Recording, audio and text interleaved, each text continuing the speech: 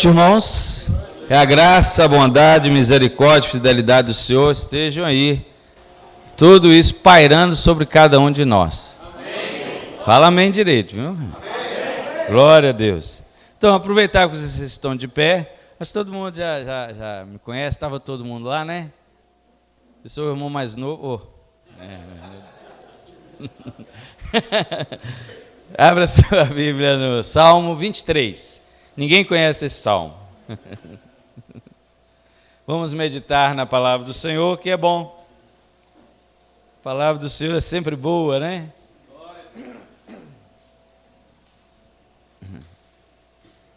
Eu quero agradecer, né, enquanto os irmãos procuram aí, eu quero agradecer assim as honras, né? Embora elas todas pertencem a um só que está lá e cá, está lá em cima no céu, está em nossos corações, né? As honras todas são a Ele. Mas eu tenho ficado muito feliz de passar esse tempo com os irmãos. A gente entendeu que teve lá uma coisa na companhia aérea, e a gente entendeu que partiu do Senhor, né? Então eu louvo a Ele. É bom que eu estou visitando os irmãos, conhecendo os irmãos mais de perto, conhecendo a comida das irmãs, dos irmãos também, né? Está sendo bom, viu? Glória a Deus. Achou aí, né, irmãos? Diz assim, eu vou pedir para cada um ler um versículo para mais pessoas participarem, tá bom? Eu começo aqui dizendo: o Senhor é o meu pastor, nada me faltará. Ele me faz repousar em pastos verdejantes. Refrigera minha alma, guia-me pelas veredas da justiça, por amor do seu nome.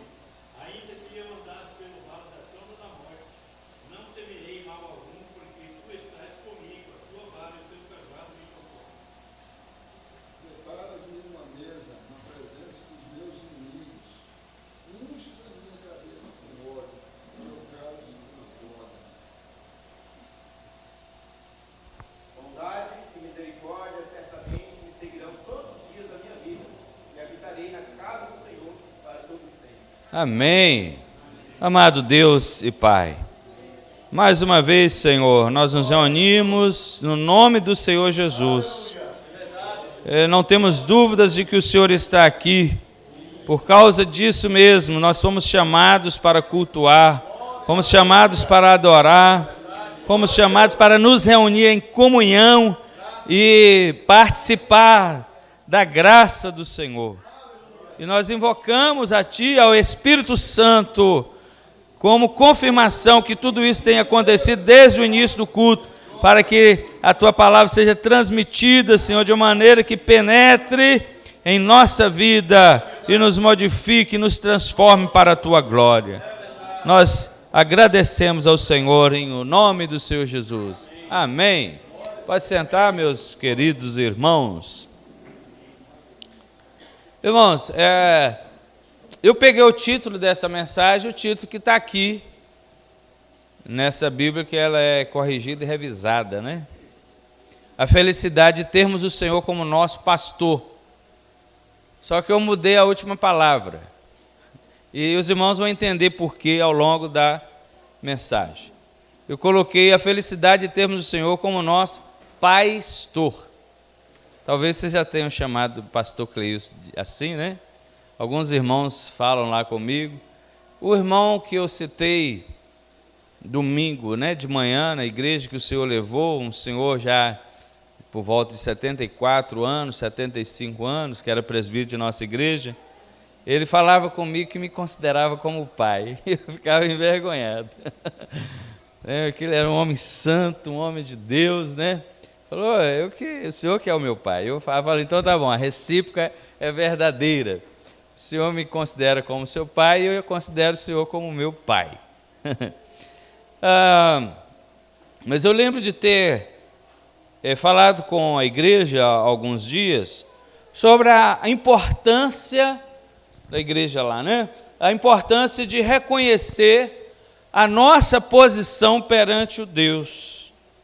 Quem nós somos e isso ficar, né, no cerne da nossa vida, porque às vezes, dependendo das circunstâncias que a gente está passando, que a gente vive, seja um momento, seja uma fase, seja um período, né, no local onde a gente atua como profissional ou outra área qualquer, às vezes somos envolvidos por aquela circunstância e por um momento a gente esquece, a gente deixa de lado. A gente não se lembra de que o Senhor está ali para nos manter na sua presença. Então eu tenho enfatizado, nesse tempo eu estava enfatizando com a igreja a proximidade dessa nossa posição, nada menos a de um filho de Deus. Filho de Deus. Diferente do que temos observado, essa posição deve ser motivo de alegre humildade e não de uma pretensão exclusivista. Porque tem gente que fala, eu sou filho de Deus, eu faço o que eu quero. Eu estive observando algumas pessoas assim. E eu chego, e então, às vezes trata Deus com falta de reverência, com falta de temor, com falta de respeito, porque Deus é o meu Pai e eu faço, sim. E essa humildade que a gente tem que ter, diferentemente dessa pretensão, deve ser constante e crescente ao sabermos que tudo que temos e somos vem desse Deus que quis ser o nosso Pai. O pastor está ministrando para os irmãos na terça-feira a oração do Pai Nosso, e eu me lembro, claro, eu estou aqui já no final da oração, mas preste atenção, antes de Jesus ensinar esta oração, ninguém chamava Deus de Pai. Eu fiquei pensando que foi um choque para os discípulos. Senhor, nos ensina a orar. É Lucas que fala isso, né? Aí Jesus falou, quando vocês forem orar, fala assim, Pai nosso. Eu imagino, provavelmente, possivelmente, talvez, os discípulos tenham levado um choque. Ninguém chamava Deus de Pai. Ninguém orava falando que Deus era Pai. No Antigo Testamento, as pessoas não aprenderam assim. Quando a Bíblia fala Deus como Pai, era da nação de Israel. Eu não me lembro agora, acho que 11 vezes aparece Deus como Pai da nação de Israel, não como Pai da pessoa. Olha a diferença que aconteceu, que Jesus ensinou aos seus discípulos, e hoje nós podemos chamar a Deus como meu Pai, você chama a Deus de seu Pai. Ele quis ser o nosso Pai. E como eu me referi algumas vezes, né, antes, Davi, esse salmo aqui é de Davi. Davi foi uma das poucas pessoas no Antigo Testamento a reconhecer essa posição diante de Deus, e por isso desfrutou dessa posição. A gente não vê registro dele chamando Deus de Pai, mas ele agia como se fosse filho. Ele se considerava como filho, como todos nós deveríamos fazer. Esse salmo é um exemplo tocante de como ele via a pessoa de Deus, e é interessante observar que não é um salmo como muitos outros, em que ele pede livramento dos seus inimigos, a cura de alguma enfermidade, perdão de algum pecado, expressão de alguma angústia anterior que Davi passou por tudo isso. Todo mundo passa, né? Mas ele expressou isso. Os seus salmos são um número maior, né? Um volume maior, que se reconhece como sendo dele, e nós vemos tudo isso lá, né, no livro dos Salmos. Mas esse salmo ele não pede nada. Esse salmo é apenas um reconhecimento e uma ação de graças por aquele que tinha tido um cuidado todo especial por ele. Como eu disse, ele e ninguém naquela época tinha o costume de chamar Deus de Pai. Então o termo mais apropriado e mais próximo disso que Davi encontrou foi chamá-lo de pastor. Em primeiro lugar, vamos lá. Precisamos reconhecer que este é um salmo bem pessoal. Mesmo que já tenhamos dito coisas que mostram o caráter da intimidade entre Davi e Deus, Aqui as expressões estão todas na primeira pessoa do singular. O salmo não começa assim: o Senhor é o nosso pastor. Ele diz: o Senhor é o meu pastor. É um negócio pessoal, você está vendo? E é assim por todo o salmo. Então, como é importante ver que há coisas que o eterno Senhor faz e trata somente com você. O presbítero Alex acabou de falar aqui que ele teve uma experiência com Deus, que ele pediu que se sentisse a santidade do Senhor. Eu sei que cada um dos irmãos aqui, se forem ter a oportunidade, vão dizer que um ou outro, se não todos, já tiveram também uma experiência particular, algo que é só você e Deus. Talvez as situações de todos sejam parecidas, né? Todo mundo passa por situações parecidas, mas Deus age com cada um de uma maneira, com cada um diferente. Há bênçãos que são comuns a todos, mas há coisas que Deus, o seu Pai, não irá fazer com outras pessoas, e sim apenas com você. Isso por causa da sua necessidade particular. Talvez Davi tivesse tido aqui um raro momento de tranquilidade para dizer as coisas como ele disse aqui. É como se ele estivesse fazendo, eu vejo assim, como se ele estivesse fazendo uma retrospectiva de sua vida e tudo o que havia passado até então. Olha, as lutas nas quais era envolvido, nas correrias e fugas por causa dos adversários, todo mundo sabe disso, nas exigências da administração que o seu reinado tinha. Então ele chegou à conclusão de que em tudo isso e em todo o seu caminho não era possível que ele estivesse só. Havia alguém com ele, e esse alguém era ninguém menos que o Senhor, a quem ele se dirige aqui carinhosamente, chamando-o de seu pastor. Irmãos, de vez em quando vocês falam amém. Sabemos também que, via de regra, os salmos não foram escritos nos momentos em que os seus autores gozavam abundância, tranquilidade emocional. Não. Se observarmos vários salmos e as palavras neles contidas, vemos manifestações de angústia, saudades, dor e aflição brotando nas suas palavras. Não é assim? Não parece ser o caso aqui. Às vezes o Senhor nos dá momentos de calmaria e devemos aproveitar para louvá-lo mais e mais, ao invés de relaxarmos na nossa espiritualidade, como acontece com algumas pessoas.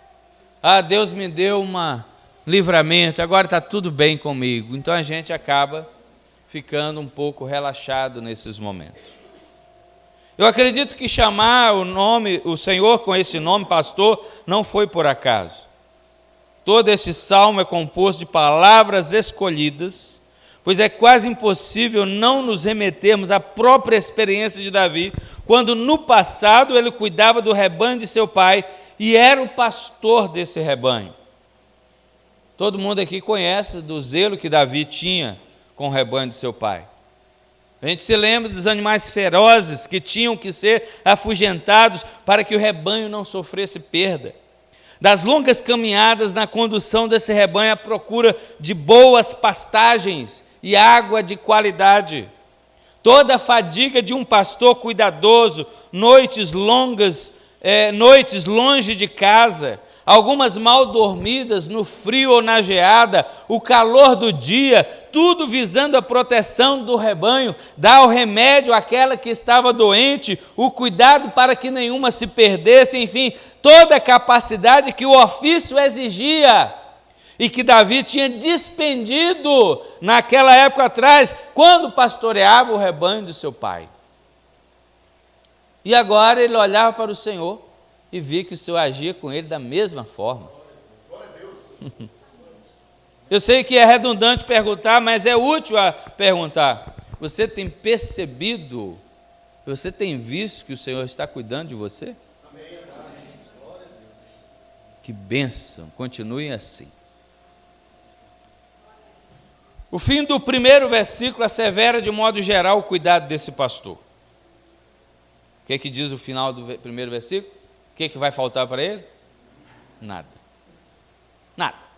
Meu pai às vezes fala assim, não vai faltar nada, não vai faltar alegria, não vai faltar dor, não vai faltar tristeza, não vai faltar luta, não vai faltar tribulação, não vai faltar também, né, cuidado, proteção, não vai faltar nada. Aqui diz que Davi não sente falta de nada. Conhecendo a história de Davi, todo mundo aqui conhece um pouco da história de Davi, outros conhecem muito. Será que ele não se equivocou? Será que Davi não se equivocou ao falar isso? Nada me faltará. Tantas aflições, né, irmãos? Tantas lutas, tantos reveses pelos quais ele passou. Como pode um homem desses dizer que não sente falta de nada? Quantas vezes ele fugiu de seu filho, fugiu do rei anterior que queria matá-lo, fugia de inimigos. Essa pergunta precisa urgentemente ser feita a nós. Será que temos sentido falta de alguma coisa? Nós, os que chamamos o Senhor de nosso pastor e pai. Por isso que eu coloquei no tipo pastor. Mas só para unir, mas Ele é o nosso pastor e é o nosso pai. Ele é o nosso pai e é o nosso pastor. Não importa aí a ordem. Será que Ele não tem sido capaz de preencher a nossa vida? Claro que sim, mas eu sei o que aconteceu com a nossa geração, vivendo num mundo tão hedonista que deformamos o conceito de cuidado e favor. Como o povo de Israel no deserto, você vê que pecado não é uma coisa recente. O que é recente é o volume de pecado, as pessoas também, né, se multiplicaram. Então os pecados que 100.000 cometiam, agora 1 milhão. Então o povo de Israel no deserto, mesmo tendo o cuidado de Deus, não estavam reclamando. Era sentir falta de alguma coisa, reclamava, murmurava. Quem me perguntou, foi aqui, mas não daqui. Eu respondi pelo WhatsApp. Como que a gente pode separar a murmuração do lamento, se a Bíblia fala para a gente levar a Deus os nossos lamentos? Aí ela não usou a palavra murmuração, eu que usei. Eu disse assim, olha, uma coisa é você falar mal da pessoa atrás dela, né? Por detrás dela. Aí você murmura, aí você lamenta. Outra coisa é você chegar para a pessoa e falar, olha, eu estou precisando disso, está acontecendo assim, a coisa não está boa assim. Então há essa diferença. O povo de Israel murmurava contra Deus, mas não falava com Deus, eles não iam até Deus, eles falavam com Moisés que estava faltando alguma coisa, e culpavam Moisés também, mas eles sabiam que tudo estava vindo de Deus. Moisés não era um mágico para poder brotar água, para poder sarar água, para poder derramar pão do céu. Então eles reclamavam, a reclamação, ela se torna murmuração, ela vai um estágio além, um nível além, quando ela fala-se dos outros, mas não fala para ele. Os irmãos estão entendendo? Amém. Então foi isso que aconteceu. Falava de Deus, esse deserto, a gente vai morrer, e Deus falou, vai mesmo, agora vocês pronto, agora vai mesmo. Era preferível voltar lá atrás. Deus falou, tá bom, vocês nem vão voltar e nem vão para frente, vai morrer aí. Então é isso que acontece, essa é a murmuração. Agora quando você chega a Deus, Senhor, eu quero lamentar aqui umas coisas, quero lamentar meus pecados, mas tem umas coisas que eu não estou gostando. Aí você está falando direto com quem pode resolver alguma coisa, se ele for resolver do jeito que você está pensando. Porque Deus resolve umas coisas, mas tem outras que ele não quer resolver do jeito dele, do nosso jeito. Aí o que ele faz com a gente? Ele muda a gente. Deus muda a gente. Conheço pessoas que, depois de batalharem anos e anos, chegaram à conclusão de que tudo bem, Senhor, eu estou plenamente satisfeita com aquilo que o Senhor fez. Amém. E com aquilo que o Senhor não fez, que eu achava que poderia ser feito. Né? Eu me lembro, eu falei essa semana para o pastor, uma pessoa que estava conversando conosco lá na igreja, uma irmã, e parece que antes dela se casar, ela tinha um sonho, ou quando ela se casou, ela tinha um sonho de que o seu filho servisse no exército.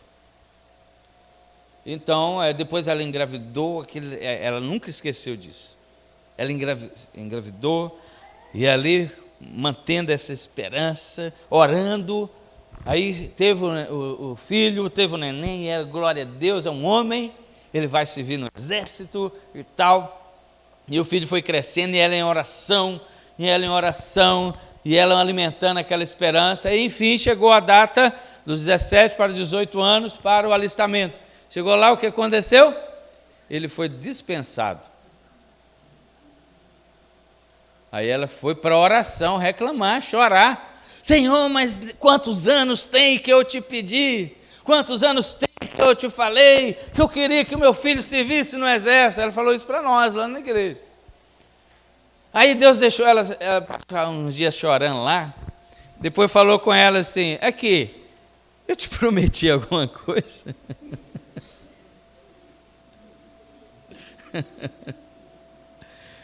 Eu não te prometi nada, você que quis. Você que ficou orando, mas eu sou obrigado a responder a sua oração do jeito que você quer? Aí, cara, primeiro dá aquele negócio, né, irmão? Você sabe, né, na gente, né? Nossa, eu achava que ia ser, que era só pedir. E aí depois ela conseguiu, né, sarar dessa frustração, deu glória a Deus, porque a vontade de Deus foi feita. Deus seja louvado por isso.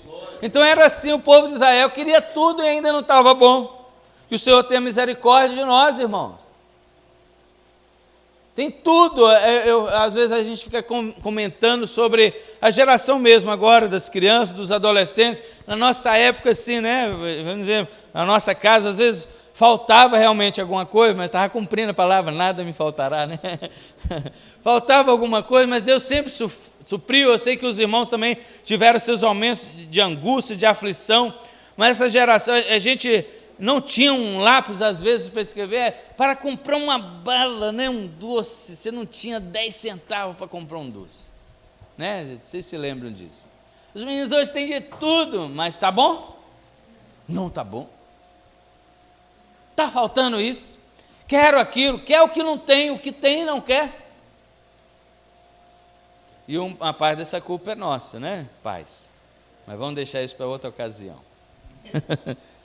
Mas Davi, irmãos, Davi não se equivocou. Ele realmente não sentia falta de nada. Ele tinha tudo o que precisava. Ele tinha o Senhor. E esse Senhor era o seu pastor, e pai, e cuidador, e protetor.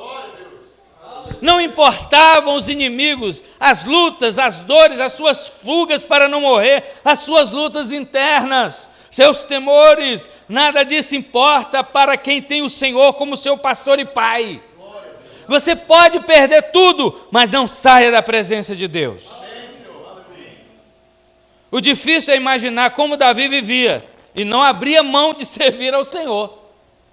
Fiquei pensando nisso, como Davi vivia. Se eu estivesse correndo do meu filho que queria me matar, será que eu estaria na presença de Deus nesse período? Alguém que falasse que queria me matar, como é que eu estava? Como é que eu reagiria? Como Davi fazia isso, conhecendo a sua vida pelos livros históricos? A gente quer que imagina um homem que não tinha tempo para oração, é o que a gente imagina. Um homem que não tinha tempo para adoração, para comunhão com Deus, mas a gente vai para os Salmos e fala, opa! A gente lê lá os livros históricos, nós, cara, não tinha tempo para nada, era guerra, era, né, família e problema, não tinha tempo para nada. Você vai para os Salmos, Salmo de Davi, quando ele fugia de Saul. Gente, o cara estava fugindo na caverna, porque quando alguém fala que vai me matar, como é que fica meu coração? Como é que eu vou orar? Senhor, tem misericórdia. Né? Falando e correndo. Davi tinha tempo para falar com Deus. Na sua angústia ele clamava ao Senhor. Na sua alegria ele clamava ao Senhor. Na sua dor ele clamava ao Senhor. Na sua confissão ele buscava o Senhor. A gente acha que ele não tinha tempo para isso, mas quando vamos aí para os Salmos, como eu disse, ficamos envergonhados.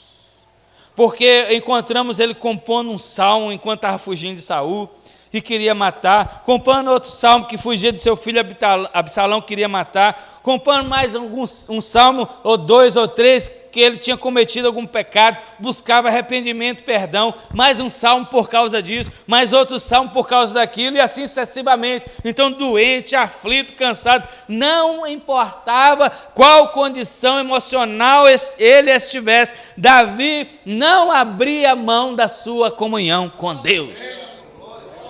Anelava por ela, sofria por ela, ao ponto de dizer em outro de seus salmos: a minha alma tem sede de Deus. Que isso, irmãos? Como é que pode? Isso me entristece às vezes, não por ele, mas por mim.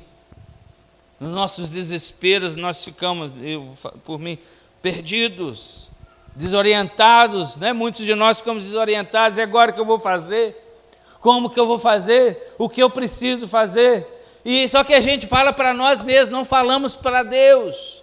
É isso que eu estou dizendo. A comunhão tem que ser nossa com Deus, porque a gente fica pirado mesmo. Aliás, em tudo que Davi tinha passado, ele na verdade estava vendo a mão do Senhor lhe sustentando.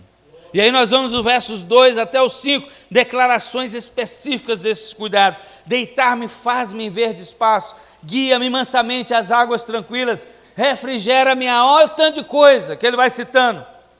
Guia-me pelas veredas da justiça, ainda que eu ande pelo vale da sombra da morte, não temo algum, tu estás comigo, tua vara e teu cajado me consolam, prepara uma mesa perante mim na presença dos meus. Olha o tanto de coisa que ele lembra para colocar aqui, porque isso de fato havia acontecido com ele, ainda acontecia com ele. Se não fosse o cuidado do Senhor por ele, não teria nem mesmo concedido compor esse salmo. Não vamos discorrer aqui cada detalhe desses versos, mas veja como temos no verso 2, descanso e paz. Deitar-me, faz-me em verde espaço, guia-me mansamente às águas tranquilas. Quem é capaz de ter descanso e paz se o Senhor não estiver com ele? Não tem. Você tenta, e tem gente tentando mesmo, mas enquanto não parar nele, não tem descanso. Temos no verso 3 a restauração do vigor e a condução do pastor por caminhos retos. Refrigera a minha alma, guia-me pelas veredas da justiça. O temor do Senhor nos faz andar em caminhos retos, igreja. Se você tem receio de ser descoberto fazendo algo inapropriado e por causa disso você evita o mal, é porque o temor do Senhor está sobre a sua vida. Amém, Senhor. Glória a Deus. E glória a Deus por isso. Porque você sabe que pode esconder de todos, mas quem esconde do Senhor? A Bíblia diz que os olhos do Senhor estão sobre a terra e Ele prescruta o coração dos homens. Não é tanto pelo medo que os outros vão pensar e dizer, sim pela vergonha que você vai sentir e os outros sentimentos mais, porque o Senhor está te vendo. Isso é temor do Senhor que a gente precisa desenvolver, conservar na nossa vida. Você aprendeu a temer o Senhor e isso também agir com sabedoria. Não é isso que os provérbios dizem? O temor do Senhor é o princípio de quê? Não está aí. Davi admite que é o Senhor que lhe tem conduzido por este caminho reto. Aí no verso 4 temos a hora em que passamos no vale da sombra da morte. Olha o nome dos negócios. Vale, sombra e morte. Você vai falar isso tudo, né? Negócio feio, vale, sombra e morte.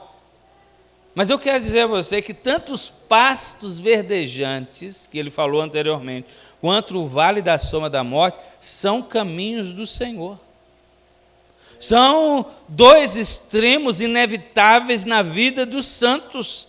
Quem nunca teve um momento de alívio, de sossego, de alegria, de calmaria, como eu estou tendo aqui esses dias? Obrigado, irmãos. E quem não teve momentos de angústia, dor, sofrimento, e você achar que não ia passar dali? Se você não teve, deixa eu te falar, eu não queria não, mas você vai ter. Para que você amadureça na fé, cresça na fé, no amor, no temor, na confiança do Senhor. Então, tanto os pastos verdejantes, quanto o vale da sombra da morte são caminhos do Senhor. Ora, nos encontramos nos pastos verdejantes, mas a gente não vai ficar lá para sempre. Ora, passamos pelo vale da sombra da morte, mas também não vamos ficar lá para sempre. De todo jeito, em qualquer um desses lugares, ele diz, tu estás comigo. Aleluia!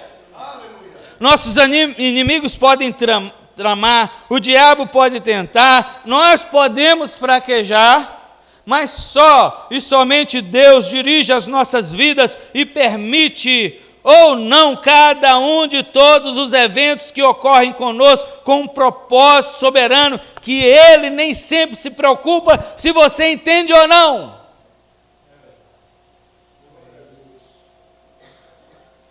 Deus precisa cumprir o seu propósito. Às vezes Deus até quer explicar, mas a gente está tão desesperado que a gente não entende, a gente fica agoniado, a gente fica naquela mobilidade para lá e para cá.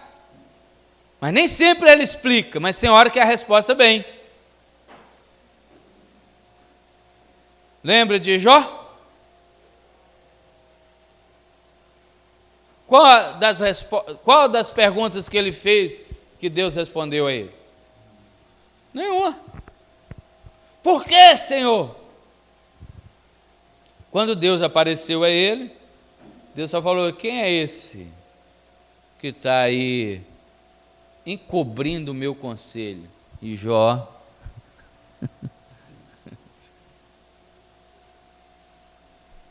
Você estava onde mesmo quando eu estava criando a terra? Aí ele teve que falar que põe a minha mão na boca, né? Me arrependo no pó e na cinza, porque nem sempre Deus pergunta, mas o que aconteceu com Jó? Ele ficou plenamente satisfeito. Ele disse, antes eu te conhecia de ouvir, mas agora os meus olhos te veem. Para mim já está bom. Né, meus irmãos? Glória a Deus. O verso 5 é inusitado, porque passando pelo histórico de Davi, olha, preparas uma mesa perante mim na presença dos meus inimigos. Passando pelo histórico de Davi, vemos quantas vezes Deus preparou esse tipo de mesa para ele. Né? Saul poderia persegui-lo do jeito que fosse, mas teve que reconhecer que Davi não só era melhor que ele para ser rei de Israel, mas que o próprio Senhor o havia escolhido para ser rei. E ninguém podia fazer nada contra isso. Preparas uma mesa na frente, na presença dos meus inimigos. Entendeu, irmãos? O banquete na presença dos inimigos é tranquilidade, é a tranquilidade, segurança e fé que o Senhor nos proporciona em meio às aflições da vida. Agora pode falar também, pode confessar também, que você já passou pelas aflições, mas depois Deus veio e te confortou, te deu vitória naquilo que você estava esperando que acontecesse, e aquilo que não fosse do seu jeito, não foi do seu jeito que aconteceu, Ele confortou o seu coração também e te deu tranquilidade. Acabou. Ele é Deus. Tem uma frase, né, o pessoal diz, aceita que dói menos? Como é que é isso? Né? Tem isso aqui, né?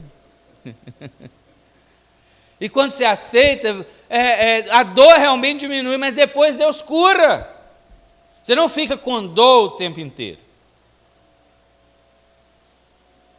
A última parte aqui, o retorno da ovelha para o pastor. Com retorno, não quero dizer que a ovelha estava longe e agora ela retorna para mais perto. Não.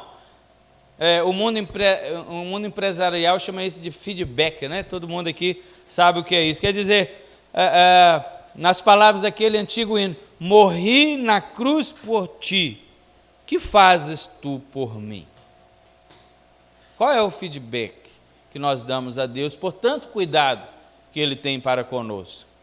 Que retorno nós podemos dar a Deus pelo seu cuidado? Quero dizer sobre quantos e quais reflexos ocorrem na vida daquele que tem uma experiência pessoal, como Davi teve, e considera o Senhor como seu pastor e pai. Olha aí, as duas últimas palavras aí do Salmo, diz: bondade e misericórdia me seguirão todos os dias da minha vida. Bondade e misericórdia. Irmãos, bondade e misericórdia são essenciais na vida cristã. Quem não precisa da bondade de Deus? Quem não necessita de sua misericórdia? Na verdade, quem consegue se sustentar por um segundo que seja, sem estas tuas coisas vindas da parte do Senhor? Davi reconheceu isso e diz: bondade, certamente, não é talvez. Às vezes a gente fala: será que o Senhor está cuidando de mim? Certamente, irmão. Certamente o Senhor está cuidando de você. Aleluia. Vamos voltar à experiência particular de Davi. É como se ele dissesse assim: de tudo que já me aconteceu, por tudo que já passei, como não afirmar que a bondade e a misericórdia do Senhor não estiveram comigo? Como não dizer isso? Você olha para você, tudo que você já passou, irmão, olha você aí. Não foi a bondade? Não foi a misericórdia do seu pastor? Do seu pai? Do seu pastor? Foi sim. E tem mais, viu? Vai ter mais bondade, vai ter mais misericórdia no decorrer da sua vida. Então, e por causa disso, você não pode ter dúvida de que essa bondade e a misericórdia do Senhor continuarão te amparando. Não sei se você consegue entender, meus irmãos, mas você está onde está e é o que é. Ou não caiu ainda, ou caiu e não ficou prostrado em sua vida espiritual, está vivo e crescendo na fé, somente por causa disso, bondade, misericórdia de Deus. Amém. E fique tranquilo, pois o próprio Deus, pelo Espírito Santo que mora em você, garantirá que você permaneça assim. Hebreus 13:5, na King James atualizada, diz: por motivo algum te abandonarei. Nunca jamais te desampararei. Essa palavra é para você, para mim também, tá bom? Para nós. Quem é o beneficiário é a própria pessoa, porque Deus tem um compromisso contigo. A partir do momento Ele quis ser seu pai, lá na eternidade, e agora Ele te chamou, está na hora de você saber que você é meu filho. Desde este momento, Deus firmou esse compromisso lá com Ele mesmo, na eternidade, e depois contigo no dia do seu chamado. E nesse compromisso, bondade e misericórdia dEle acompanham. Ó, irmão, sabe esse acompanhar aqui, ó? Me seguirão, literalmente, sabe o que é? Lá no original, aí o pastor gosta, né, de assim vocês aprendem mais, mas veja bem, diz aqui, me seguirão. Sabe o que é lá no original? Persegue. A bondade e a misericórdia te persegue. Naquela hora que você falou assim, dessa agora eu não passo. Eu sei. A bondade e a misericórdia do Senhor estava te perseguindo. Ela é te seguindo, é te perseguindo. Amém, Senhor. Aleluia. Como os juízos divinos perseguem os ímpios, os juízos perseguem os ímpios. Hoje e sempre. No caso dos santos, as misericórdias do Senhor nos perseguem. Aleluia. O último degrau dessas bênçãos e o reconhecimento desses inúmeros benefícios recebidos faz com que o beneficiário aumente o seu desejo pelas coisas de Deus. Olha aí, se você sabe que a bondade do Senhor, a misericórdia do Senhor estão sobre a sua vida, o que tem que acontecer como reflexo? O seu desejo por Deus aumentar. E uma delas é a casa do Senhor, irmãos. Diga amém. Amém. A última frase diz: habitarei, aonde? Na casa do Senhor. Por longos dias, diz a minha tradução. Outras traduções dizem outras palavras, mas diz a mesma coisa. É isso aí. Em tempos em que cresce o número de desigrejados, dá para perguntar para eles quais os sentimentos que eles têm. Eles sabendo, né, segundo eles, são filhos de Deus e a bondade e a misericórdia do Senhor estão sobre a vida deles. Eles dizem que a bondade de Deus e a misericórdia estão sobre eles, dizem que Deus tem abençoado, dizem que são filhos de Deus, mas não querem saber de igreja. Eu não digo, irmãos, eu sempre digo isso lá na igreja, eu separo, tem desigrejado rebelde, que ele não quer voltar, e tem um desigrejado que aconteceu alguma coisa, mas ele não quer ficar assim. Em algum momento ele vai voltar, vai retornar, ele está procurando, às vezes ele se mudou, às vezes está em oração, ele está precisando de uma direção, alguma situação, mas eu estou falando de rebelde. Desigrejado rebelde que diz que é filho de Deus, sai fazendo e acontecendo aí, um mau testemunho, não renuncia a nada. Aí essa é a pergunta: seu desejo pela presença de Deus é aumentado ou diminuído? É uma pergunta que você pode fazer, rebelde. Sua vontade de orar e adorar é aumentada ou diminuída? Seu desejo de cultuar é aumentado ou diminuído? Ou o simples fato de se achar filho de Deus faz com que você se torne indiferente pelas coisas dele? Tem alguma coisa errada aí, né, irmãos? Como alguém que se vê indigno do cuidado de Deus e mesmo assim é beneficiado por tudo que ele faz, deseja cada vez menos as coisas de Deus?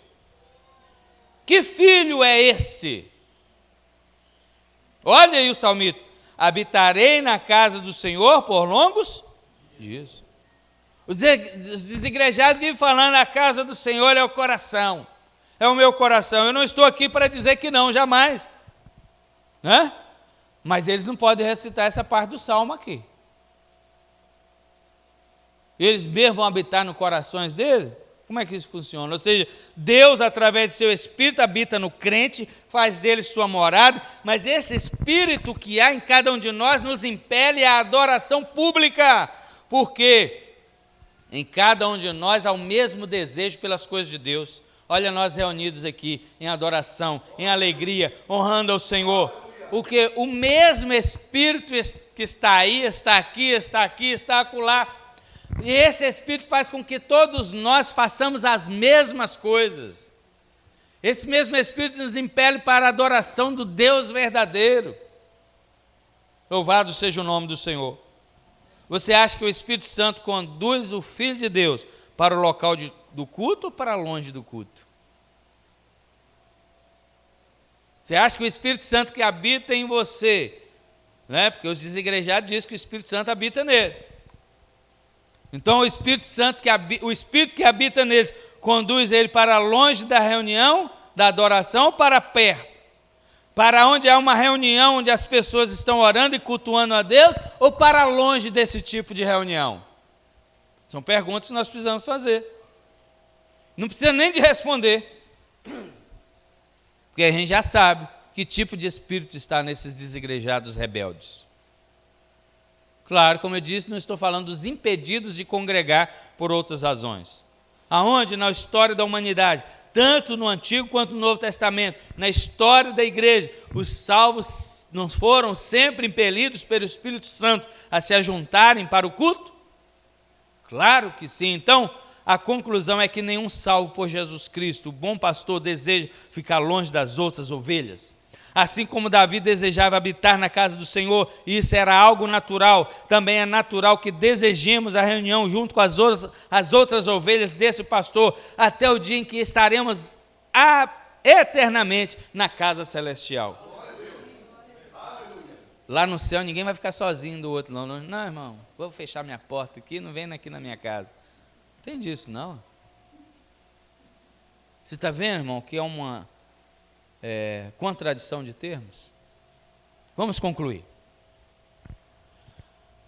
Assim como Davi teve a sua própria experiência particular com Deus, como é importante termos nossa própria experiência particular com Deus também.